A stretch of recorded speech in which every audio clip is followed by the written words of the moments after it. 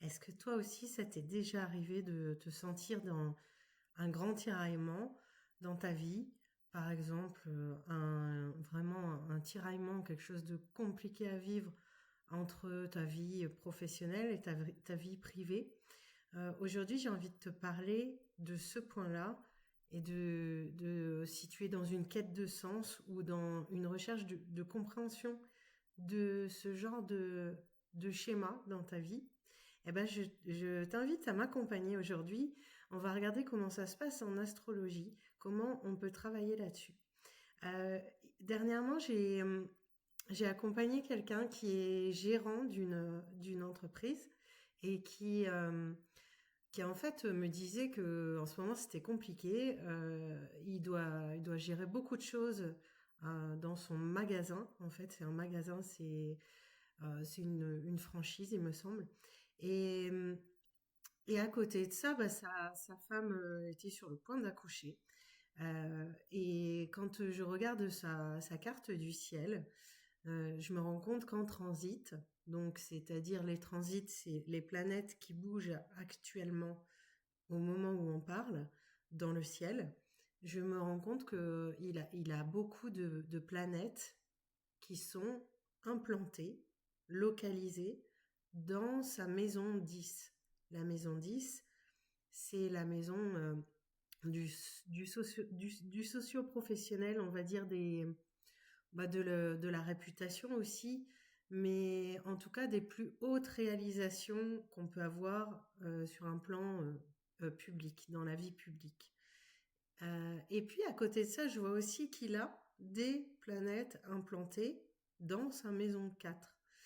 Et avant même qu'il me parle finalement de sa vie socio-professionnelle ou de sa carrière, de l'état actuel de sa carrière, moi je sais en voyant ça que ça va être important à ce moment-là, qu'il va se passer des choses importantes pour lui dans ce secteur de vie. Et je sais qu'il va y avoir du tiraillement avec sa vie personnelle. Euh, Là, je l'ai revu quelques mois après et je lui avais dit à l'époque, bon, ça dépend des planètes qui sont impliquées. Je lui avais dit à l'époque qu'il allait peut-être y avoir une teinte, une coloration de rupture, de changement assez radical dans sa vie socio-pro, mais que ça pourrait être éventuellement, contrairement à ce qu'on pourrait penser, à quelque chose de porteur, quelque chose qui apporterait des opportunités. Et en même temps, je lui disais que malgré tout, ça allait créer du tiraillement par rapport à sa vie dans sa vie privée, pardon, parce que pour moi, il y avait quelque chose qui mettait en lumière des besoins dans sa sphère familiale, et des besoins qu'il faudrait nourrir évidemment.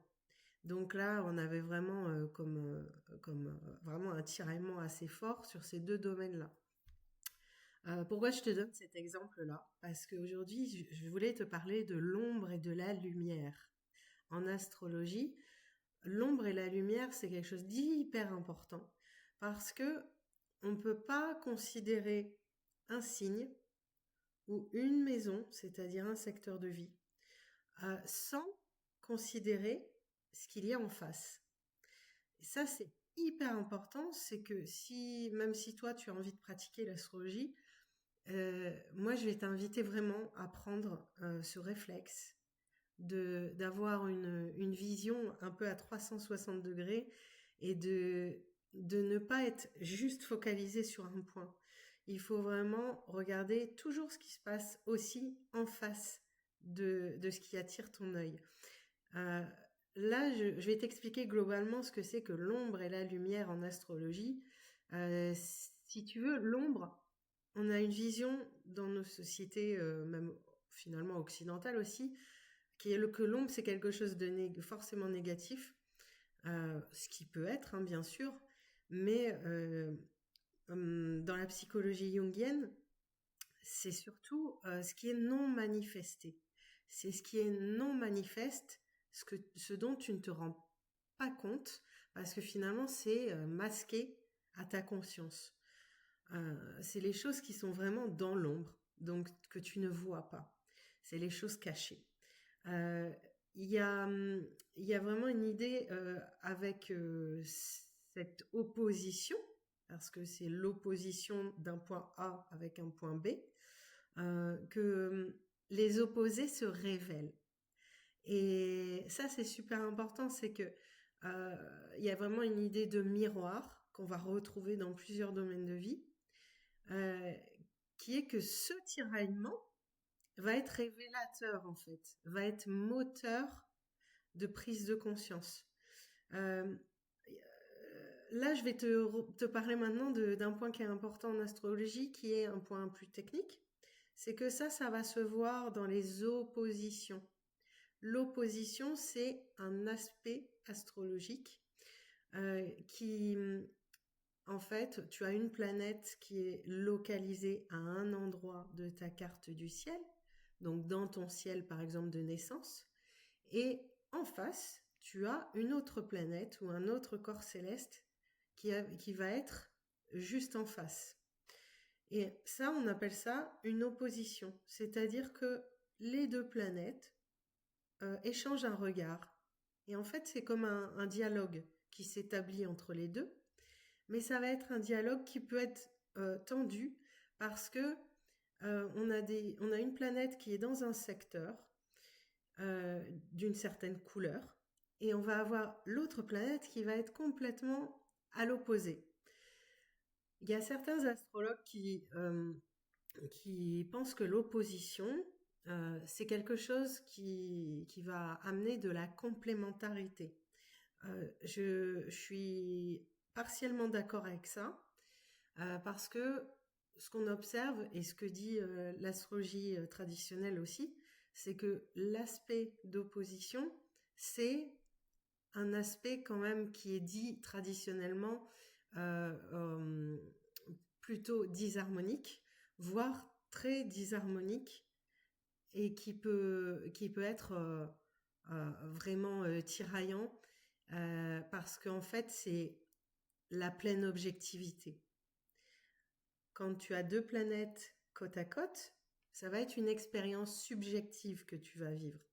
Alors que quand les planètes sont en opposition, tu vas vivre une expérience de pleine objectivité. Si je te prends l'exemple d'une nouvelle lune, c'est-à-dire la conjonction du Soleil et de la Lune, qui vont être côte à côte, là on va avoir une expérience subjective entre l'ego, la conscience, le Soleil, et l'inconscient qui va être la Lune. D'accord? Et quand tu vas avoir un aspect d'opposition entre le Soleil et la Lune, là ça va être une pleine Lune, là ça va être enfin, tu vas prendre vraiment conscience de ce qui s'est joué au moment de la nouvelle Lune. Et donc là, ça va être la pleine objectivité. Et parfois, ça peut être assez... tout dépend les planètes qui sont en jeu dans ce processus. Mais ça peut être un peu des fois comme une claque. Parce que tu vas prendre conscience à la pleine lumière, avec la pleine lumière de la Lune, de ce qui se passe en fait et de ce qui s'est noué 15 jours auparavant à la nouvelle lune. Donc ça c'est important à comprendre, cette histoire d'objectivité qu'il y a dans l'opposition et de réalisation aussi. Parce que en aspect d'opposition, souvent ce qui s'est noué à la nouvelle lune va se réaliser, va porter des fruits à la pleine lune. Ça, c'est important à comprendre parce que je t'ai pris l'exemple de la nouvelle lune et de la pleine lune, mais ça pourrait être n'importe quelle planète, n'importe quel corps céleste.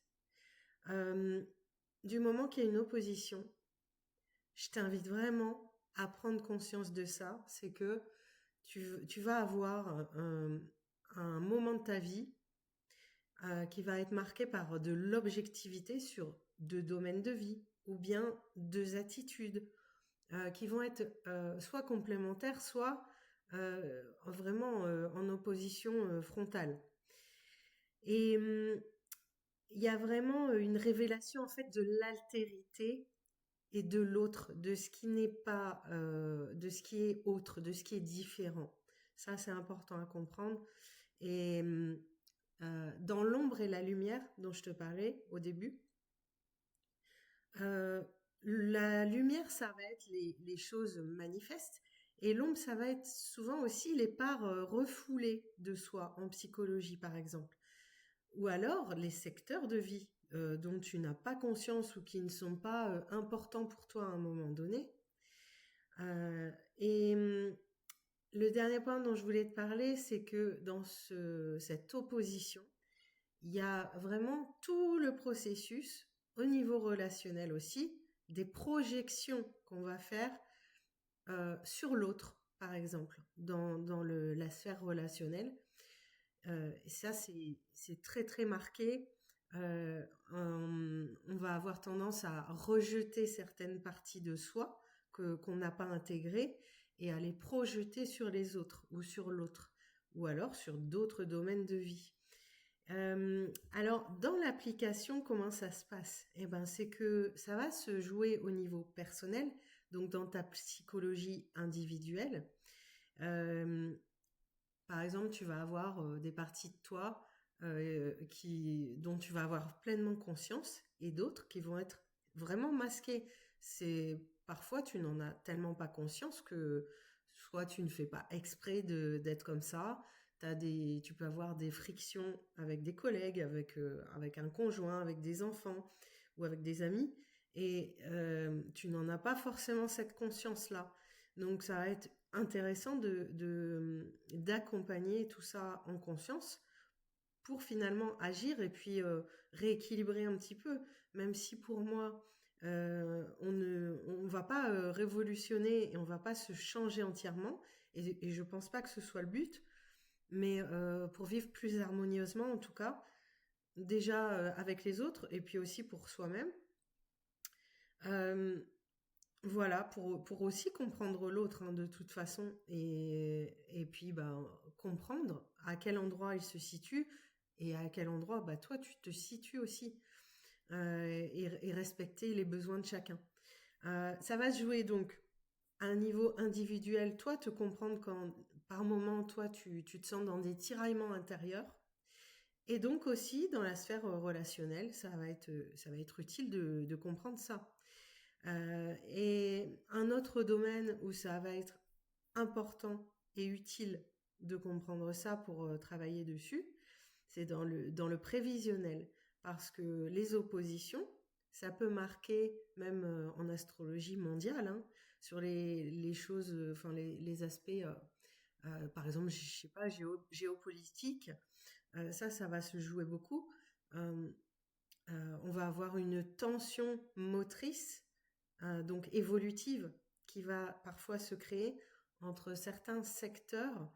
Par exemple, bah, je sais pas, la maison 10, ça va être vraiment la sphère socio-professionnelle sur le plan personnel, mais sur le plan mondial, ça peut être vraiment les choses qui sont les plus visibles sur le plan mondial. Et après, il y a une autre partie, un autre domaine où ça va être intéressant, c'est sur par exemple la gestion d'entreprise ou ta vie professionnelle. Parce que là aussi, ça va mettre en lumière des domaines qui vont être en tension. Et cette tension, soit tu la vis mal, et c'est possible que ça se passe comme ça, mais en tout cas, comment toi tu peux exploiter, parce que exploiter ce moment-là, parce que c'est une fenêtre d'opportunité quand même, pour comprendre ce qui se joue dans ta vie, dans un cycle de vie précis, et pour bah, finalement agir en conséquence et tirer le meilleur parti de ce moment que tu es en train de vivre. Alors comment ça se passe, comment ça se passe en astrologie, comment on peut travailler là-dessus? Vraiment, le principe, c'est de toujours comprendre que c'est une question d'équilibrage. C'est-à-dire que l'ombre et la lumière, elles ne vont cesser dans le cycle des planètes et des astres, symboliquement, elles ne vont cesser euh, de se passer la balle un petit peu. C'est-à-dire que tantôt, on aura un domaine de vie qui sera plus important par moment. Et tantôt, ça va être l'autre domaine de vie qui va être mis en avant dans ta vie. Euh, Ce que tu peux faire finalement, dans les faits, ça va être d'agir euh, dans dans une optique d'équilibrage. On va essayer d'équilibrer ces domaines qui peuvent être en friction, en tension. Et comment? Bah, finalement, dans la prise de conscience. C'est-à-dire que en astrologie, le simple fait de mettre de la clarté, mettre du sens, donner du sens aux choses, c'est déjà un pas dans la compréhension. Et cette simple clarté, ça te permet d'agir en conscience et surtout d'accompagner l'énergie de tes planètes. C'est-à-dire d'accompagner le mouvement de ton cycle de vie, de tes cycles de vie. Et en fait, aller dans le sens du courant. Quand tu arrives, par exemple, tu as un feu rouge, tu vois des panneaux de signalisation, ou bien voilà, tu suis le code de la route. Quand il faut s'arrêter, tu t'arrêtes. Et le feu est vert, tu y vas. Et ben l'astrologie, c'est beaucoup ça. Ou alors moi j'apparente ça pas mal à du surf.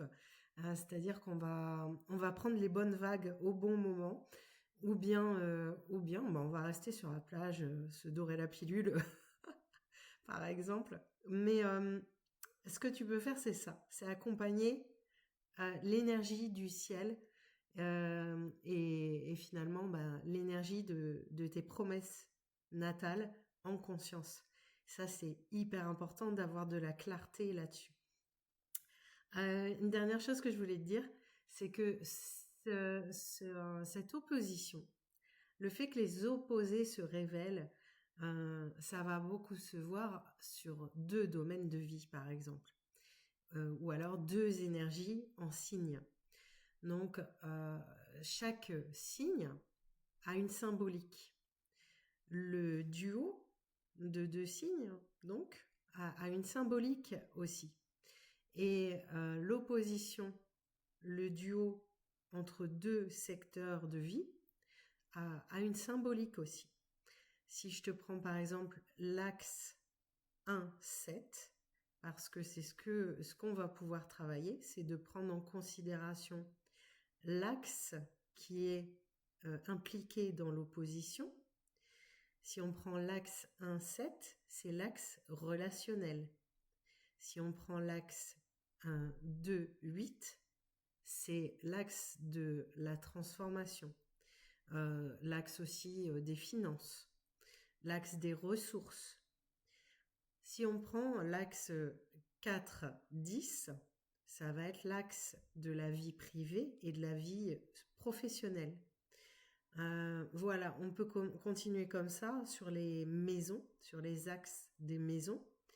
Et si tu prends en considération les signes, si je te prends par exemple l'axe poisson vierge, ça va être un axe qui va être très symbolique du service ou du soin, du dévouement, voire de la dévotion. Donc, par exemple aussi, ben, on va prendre l'axe lion-verseau, qui va être l'axe de la création. Donc, tout ça, ça va te permettre de prendre conscience de ce qui est important dans ta vie à un moment donné. Voilà, j'espère que ça aura été intéressant pour toi. Si tu as besoin de plus d'infos, je vais les mettre dans la description. Et n'hésite pas à me contacter si tu as besoin d'aide ou pour comprendre quelque chose ou si tu as besoin d'infos complémentaires. Et n'hésite pas à me poser des questions en commentaire de cette vidéo. J'y répondrai rapidement. Je te dis à bientôt. Au revoir.